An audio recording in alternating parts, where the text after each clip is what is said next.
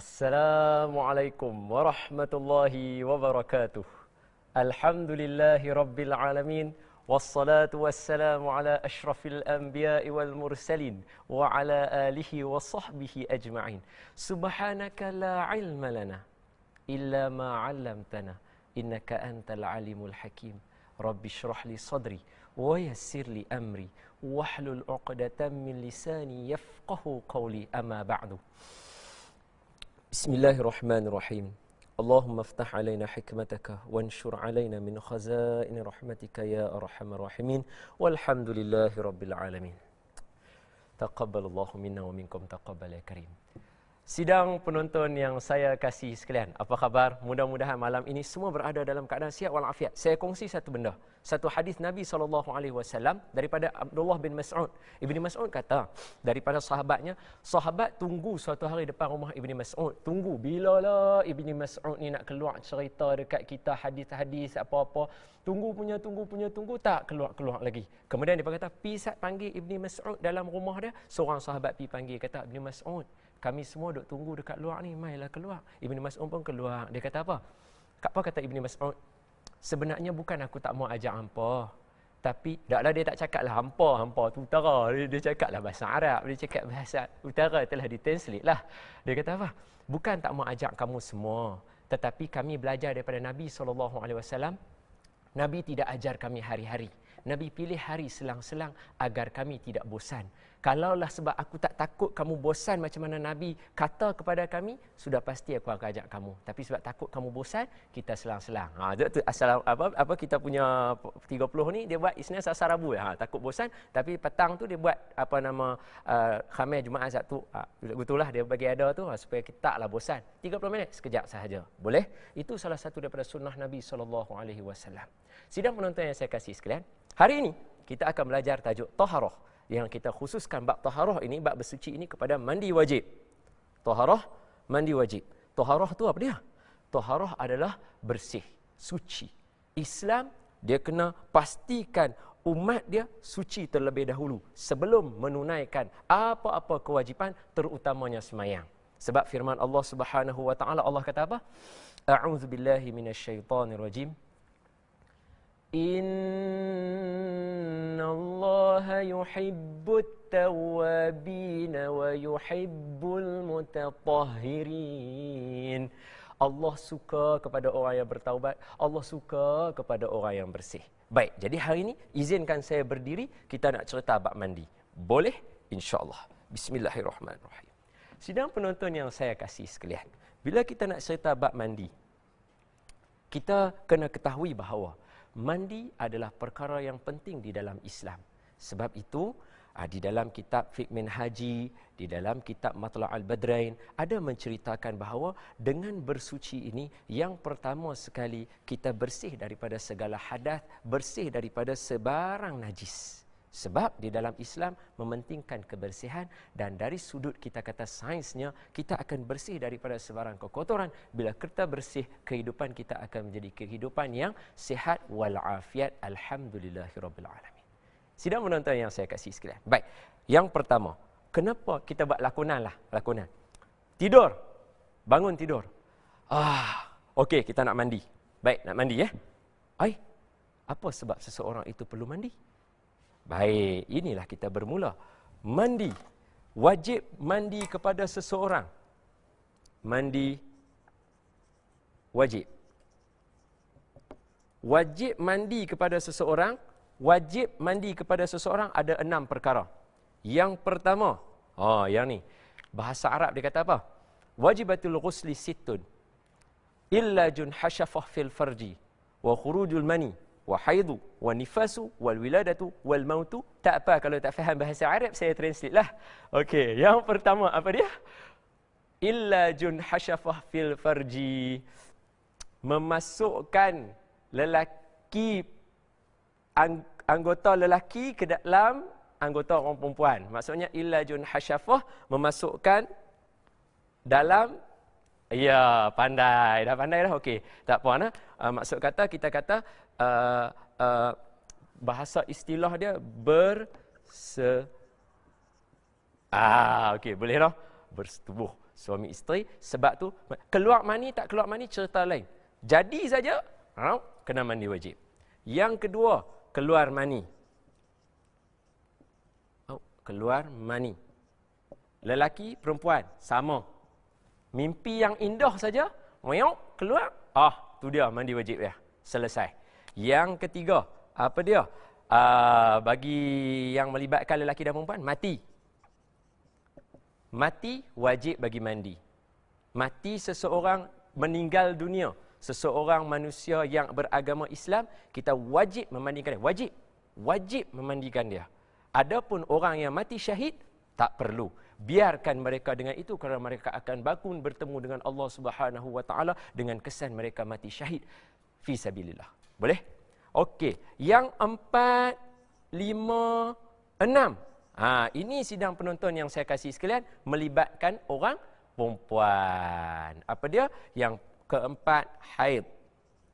Yang kelima, nifas. Yang keenam, wiladah. Dalam kurungan, beranak. Ni saya punya pemadam dah tak comel dah macam dulu. Dia sudah dewasa. Sidang penonton yang saya kasih sekalian, bawah 3 ni untuk orang perempuan, ingat. Atas ni melibatkan lelaki dan perempuan, bawah ni orang perempuan sahaja. Boleh? Okey, bila berlaku sesuatu tu, bangun tidur malam semalam, malam minggu. Seronok kita bersama dengan isteri kita. Kena mandi wajib. Ataupun malam semalam mimpi seronok. Seronok. Keluar mani. Kena mandi wajib bangun pagi tu. Okey, orang lelaki orang samalah, mati. Sudah berlaku kes kematian, rohnya telah bertemu dengan Allah, maka diwajibkan kepada kita memandikan jenazah itu. Okey. Orang perempuan bangun-bangun pagi. Dah kering. Maka wajiblah dia mandi. Okey, bukanlah orang perempuan dia tahulah style dia, saya tak tahulah, saya tak biasa keluar. Nombor 5, nifas. Bila lahir seseorang, darah yang mengeringi ketika melahirkan itu dipanggil darah nifas, kena mandi. Dan wiladah ketika melahirkan itu keluar tu, kata setengah ulama, bayi itu sendiri adalah air mani. Kerana dicipta daripada air mani, maka keluar tu kena mandi. Wajib. Wajib. Selain daripada itu, semua mandi adalah sunat. Mandi hari Jumaat, mandi apa lagi? Mandi setiap hari untuk menyegarkan badan, mandi ketika hari ada berlaku gerhana, mandi hari raya. Ni nak hari raya Aidil Adha. Mandi. Itu semua sunat. Sunnah Nabi SAW yang mulia. Selesai. Boleh? Baik, hari ini kita nak cerita mandi wajib itu sendiri. Macam mana perihal mandi wajib? Dah tahu dah mandi wajib macam mana? Dah tahu sebab-sebab mandi wajib? Sekarang kita nak cerita mandi wajib tu macam mana? Boleh? Saya padam tau. Saya padam lah. Okey, bismillahirrahmanirrahim. Padam. Cara-cara mandi wajib. Yang pertama, sidang penonton yang saya kasih sekalian. Sebelum saya terlupa, seronok sangat cerita mandi wajib, terlupa. Kepada ustaz-ustaz, alim, ulama, tuan-tuan guru, kalau ada saya tersalah cakap, saya tersilap mengajar, tolong beri teguran kepada kita ya. Mudah-mudahan ilmu kita tidak terpesong daripada ilmu yang sebenarnya. Dan sebelum saya lupa, kita berlandaskan kepada mazhab Imam Asy-Syafi'i rahimahullahu ta'ala. Boleh? Terima kasih. Sidang penonton yang saya kasih sekalian, kalau semayang ada rukun. Kalau wudu ada rukun. Rukun ni makna kata fardu. Kena jaga benda ni. Kalau tak ada benda ni, tak dikira benda yang kita buat tu. Semayang, tak rukuk. Tak rukuk. Sujud terus. Buk lagu tu. Tak sah semayang. Boleh? Okey. Yang pertama, rukun mandi. Rukun mandi ni. Makna kata fardu. Saya buat dalam kurungan. Boleh nak? Fardu. Fardu mandi ni. Apa dia? 2 saja, tak banyak. Kalau dalam kitab, kita kata, Allahumma shalli alaihi. Sekejap saya tunjuk kitab tu. Ada kalah kitab ni kalau ni. Idaman Penuntut. Kitab lama ni, Idaman Penuntut, dia kata ada 3. Dalam kitab Fiqh Minhaji ada 2 dan kebanyakannya menggunakan 2. Apa dia? Yang pertama, niat. Niat. Niat ini, dia ada satu cabang dia. Apa dia? Niat ketika kena air pada anggota.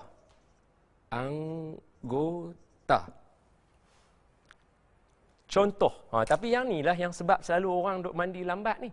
Mandi wajib ni sekejap je sidang penonton. Sekejap je. Tapi sebab yang ni kadang-kadang orang lambat. Okey, bayang. Ni pipe air atas ni, air hujan kita kata. Pancok air hujan. Sini panggil pancok air hujan ke? Shower. Okey, shower. Buka. Zoom. Shower keluar. Brum. Nak mandi ni. Dia duduk lagu tu. Nawai tu. Nak bagi kena kepala dia tu. Dia kena. Nawai tu. Dia kata tak jadi. Tak kena. Dia buat lagi. Nawai tu. Nawai tu terlajak pula sekali. Dia kata tak jadi lagi. Lepas tu dia, nawai tu. Jahat tak payah. Sekali masuk-masuk, nawai tu sama Rodin. Dia jadi puasa lah. Tak, bukan. Tak perlu sampai begitu. Dia nak kata sekali ayat yang pertama, dia duduk nawai tu. Jangan. Tak sampai macam tu teruk. Sidang penonton yang saya kasih sekalian. Buka saja air. Air keluar turun kepada kita. Masuk duduk bawah tu, brum. Masa tu kita niat. Boleh lafaz menggunakan mulut dulu. Nawaitu raf'al hadathil akbar lillahi ta'ala. Boleh, tak ada masalah. Ataupun terus dalam hati kita, sahaja aku mandi ataupun mengangkat hadas besar. Sahaja aku mandi wajib kerana Allah Ta'ala boleh. Sahaja aku mengangkat hadas besar kerana Allah Ta'ala boleh. Sahaja aku mandi ataupun mengangkat hadas besar. Boleh, kesemuanya tidak menjadi masalah. Duduk terus bawah tu. Brum. Mandi. Tak payah duduk buat lagu tu. Tak payah. Okey, boleh sidang penonton yang saya kasih sekalian. Buka. Boom. Yang kedua apa? InsyaAllah kita jumpa selepas iklan ini. InsyaAllah.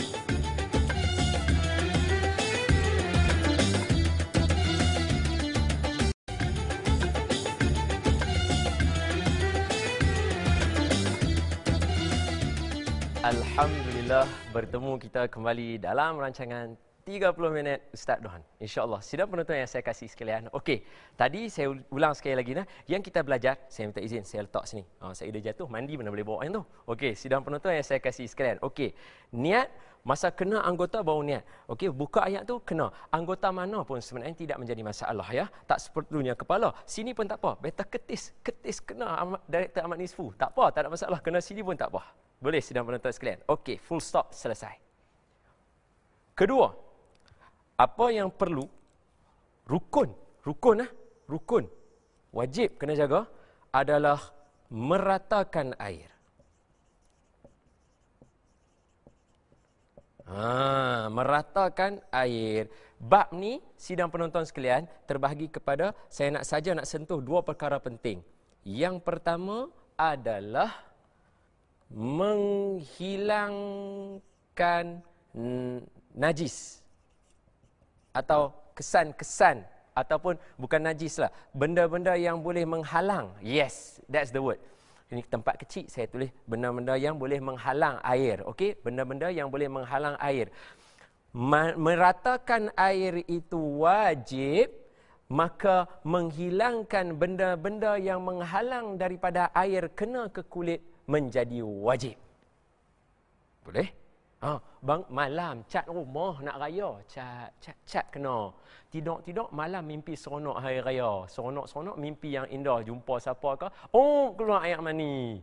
Keluar tak dan buang cat, mandi tak sah sebab air tidak mengalir pada kulit kita, tak rata berada kulit kita, maka mandi itu tidak sah dan semayang serta perbuatan yang lain juga turut menjadi haram bagi dia. Okey, yang kedua, rambut panjang. Ni, rambut menghurai panjang. Rambut sampai ke ni, kalau macam ni tak apalah, rambut ni tak apalah, rambut pun ni. Kalau rambut sampai ke sini, maka semua kena pastikan mandian kita itu kena rata pada semua. Tapi tak perlulah duk belek rambut satu, tak perlu sampai begitu. Ratakan semuanya. Sidang penonton, tahukah anda bahawa Nabi SAW mandi wajib atau mandi janabah hanya dengan menggunakan, kita kata ikut kiraan hari inilah, botol air mineral tu kan, air mineral tu botol lebih sikit daripada botol itu. Banyak tu saja kita mandi. Yang kita ni buka brum, masuk pula tu berapa kali duk masuk duk lagu tu, masuk pula tak. Boleh. Sidang penonton yang saya kasih sekalian, satu lagi saya nak kongsi di sini. Saya teringat satu perkara penting. Apa dia?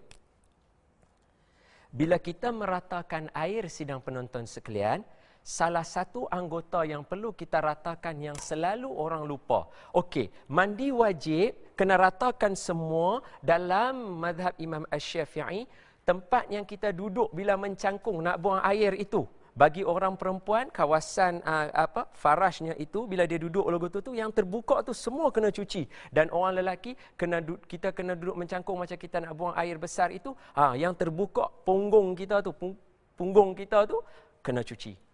Ada pula orang tanya, ustaz kalau saya duduk berdiri macam ni saya kepak muka kepak punggung saya. Nak kepak buat apa? Duduk terus lagu tu. Ya. Kepak belah sini, kepak belah sini. Tak perlu. Kita buka, mandi. Bila mai bab kita nak ni, duduk, basuh. Boleh. Saya duduk, saya tenggelam dalam kolam ni. Duduk, basuh. Basuh dengan tangan apa? Sunat dengan tangan kiri. Tak payah kepak-kepak. Saya duduk mandi, kepak belah sini. Kepak belah sini. Tak perlu. Mandi, duduk, basuh dengan tangan kiri. Boleh. Kepada sidang penonton sekalian, anak-anak, ini bukan aksi-aksi yang tidak dibenarkan, okey? Jangan buat saja-saja, okey? Sidang penonton yang saya kasih sekalian, boleh tak jelas tak di situ bagaimana keadaan kita mandi? Sekali lagi saya ulang. Buka air, mandi, duduk situ, air kena. Sahaja aku mengangkat hadas besar kerana Allah Taala, sapu. Ini selalu sifat kita. Tak pernah ada pun dalam kitab-kitab kata siapa basuh laju-laju, dia itulah yang paling bersih mandi. Tak, basuh elok-elok. Basuh elok-elok. Dan Nabi basuh 3 kali macam berwuduk. Disunatkan mula dengan tangan kanan, yang belah kanan. Disunatkan mula dengan sebelah kanan 3 kali. Ataupun kanan, kiri, tapi basuh setiap itu dengan 3 kali. Basuh. Basuh pula belah sini. Basuh badan. Basuh sini. Basuh kaki. Basuh. Boleh tak sidang penonton yang saya kasih sekalian? Okey, dan jangan lupa, jangan kepak-kepak. Okey, sidang penonton yang saya kasih sekalian. Okey, selesai bab itu. Ini ada terdapat di dalam kitab, jangan risau. Itu bab sebab apa? Okey, ini saya tunjuk. Kalau kamera boleh fokus sikit saya punya tangan, saya nak tunjuk kawasan bontot kita ni. Macam mana? Tolong saya.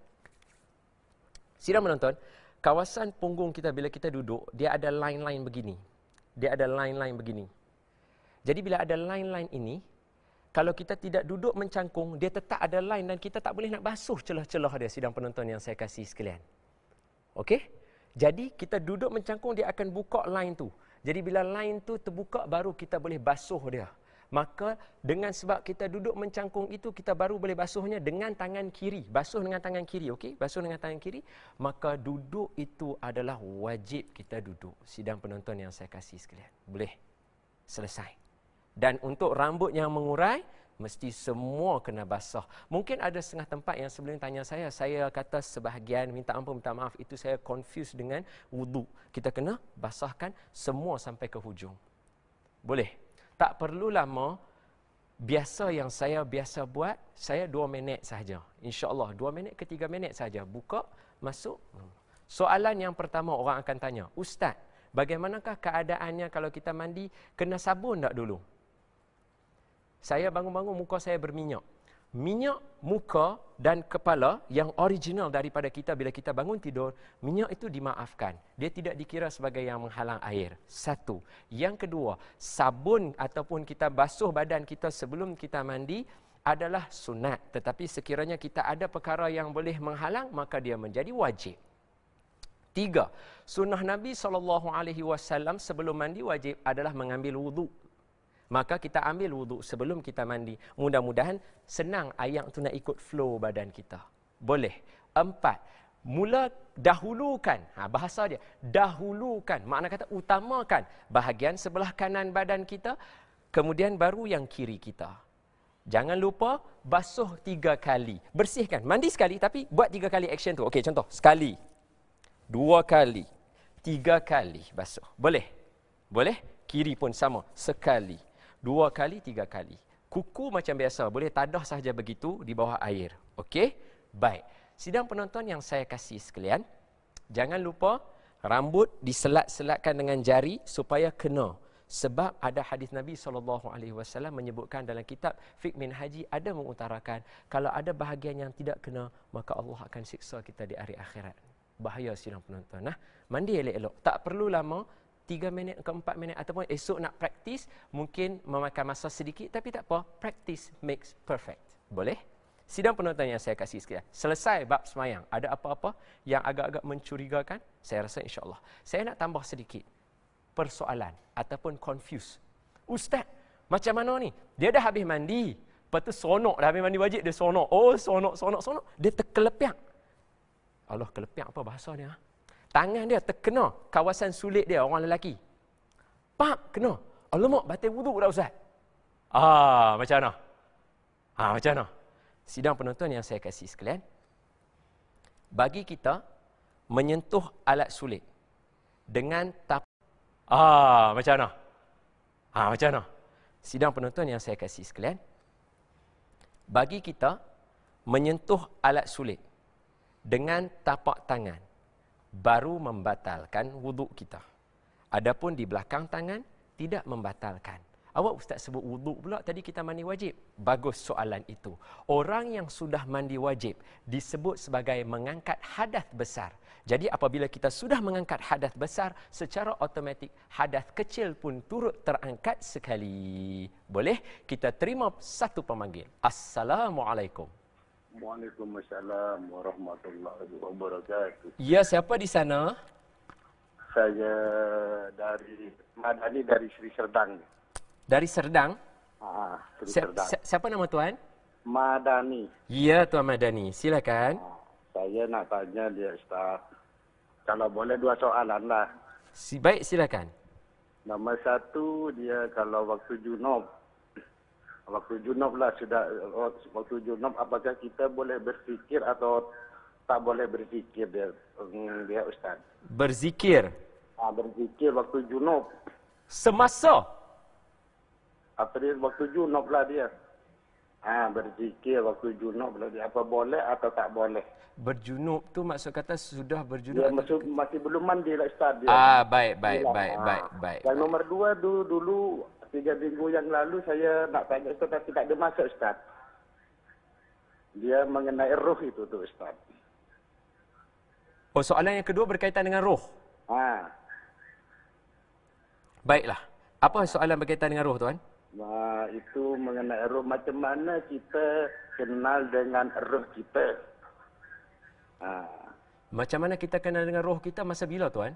Masa kita hidup ini sekarang ini Ustaz ya. Baiklah, insya-Allah. Dan lagi kita apakah roh kita kan orang awam nak tahulah dengan Ustaz kan. Apa roh kita ni sama dengan wujud kita ke atau bukan macam tu dia? Apa lebih jelek ke atau lebih baik daripada kita punya wujud, punya roh itu? Baik tuan, terima kasih. Okey. Assalamualaikum. Sidang penonton yang saya kasih sekalian, sebenarnya 2 soalan tadi daripada Tuan Madani daripada Serdang, 2 soalan yang baik. Tapi tuan, saya minta izin dan saya minta ampun, soalan yang kedua agak panjang perbincangannya berkaitan dengan roh. Cuma saya tegaskan satu je. Allah kata apa dalam Al-Quran? Qulir ruhu min amri rabbi. Allah tidak memberikan apa-apa ilmu berkaitan dengan roh kepada kita melainkan sedikit saja, dan yang lain itu adalah urusan Allah Subhanahu wa taala. Sekiranya itu yang ditanyakan kepada Nabi sallallahu alaihi wasallam dan begitu jawapan Nabi sallallahu alaihi wasallam, maka siapalah saya untuk menceritakan dengan lebih lanjut adakah sama dengan rupa kita dan bagainya. Ini bukanlah tempatnya. Sidang penonton yang saya kasih sekalian. Minta maaf ya tuan. Baik, soalan yang kedua, soalan yang pertama tadi, ketika kita berjunub. Maksud kata berjunub di sini adalah kita sudah dalam keadaan berjunub yang mewajibkan kita mandi, tetapi kita tak mandi lagi. Bolehkah kita berzikir? Sidang penonton yang saya kasih sekalian, Allahumma salli ala Sayyidina Muhammad. Wallahu alam. Sekiranya jawapan saya salah, tolong perbaiki ya. Berkaitan dengan berzikir ketika kita berada di dalam keadaan junub, dia dibolehkan. Tetapi saya mensyorkan kepada kita, zikir contohnya bagi orang perempuan yang ada haid tidak menjadi masalah kerana dia mengamalkan masa yang lama. Bagi kita, contoh kita baru bangun daripada tidur, kita ingin membaca doa bangun daripada tidur, itu tidak menjadi masalah. Boleh, silakan. Doa kita alhamdulillah, zikir-zikir harian kita tidak menjadi masalah. Tetapi seeloknya kita segerakan kita mandi wajib. Sidang penonton yang saya kasih sekalian, segerakan kita mandi wajib. Adapun soalan tadi ditanya, boleh tak boleh? Jawapannya boleh. Ketika kita berjunub, kita nak berzikir. Boleh, tidak menjadi masalah. Tetapi jagalah kalimah yang mulia ini. Boleh? Cumanya kita nak tahu bangun tidur boleh tak kita baca doa? Apa lagi kita nak buat? Apa kita nak turun katil, kita nak baca doa, nak masuk toilet kita nak baca doa. Itu semua dikira sebagai zikir. Boleh tak boleh? Jawapannya boleh. Silakan. Tidak menjadi masalah. Kecuali beberapa perkara yang dilarang kita, dan insya-Allah kalau sempat kita akan sentuh perkara-perkara bagi mereka yang berada di dalam hadas besar, apa benda yang mereka tidak boleh lakukan. Boleh? Sidang penonton yang saya kasih sekalian, 1 minit sebelum kita berakhir, saya ulang, mandi wajib adalah perkara yang penting dan 2 perkara yang perlu dijaga, iaitu niat dan juga meratakan air. Tetapi dalam proses meratakan air, jangan lupa untuk menghilangkan najis ataupun menghilangkan benda-benda yang boleh menghalang air daripada kena ke kulit kita. Dan bagi mereka yang rambut panjang, basuh sehingga selesai rambut kita. Dan juga kepada mereka yang saya sentuh tadi, apa dia? Boleh kan? Faham kan? Jangan lupa. Boleh? InsyaAllah. Kalau ada kesempatan lagi, jangan lupa hubungi kita di Facebook kita dan juga di email. Bagi soalan-soalan yang ada, insyaAllah kita akan cuba jawab. Dan saya mengharapkan soalan-soalan di dalam Facebook, kita sudah jawab berkaitan dengan mandi wajib. Dan terima kasih kepada mereka yang mengajukan soalan berkaitan dengan tajuk kita hari ini. Bukan apa, kita belajar secara intensif, 30 minit. Masa kita tidak cukup. Boleh? Sidang penonton yang saya kasih sekalian, jumpa lagi. Ampun maaf dipinta. Assalamualaikum warahmatullahi wabarakatuh.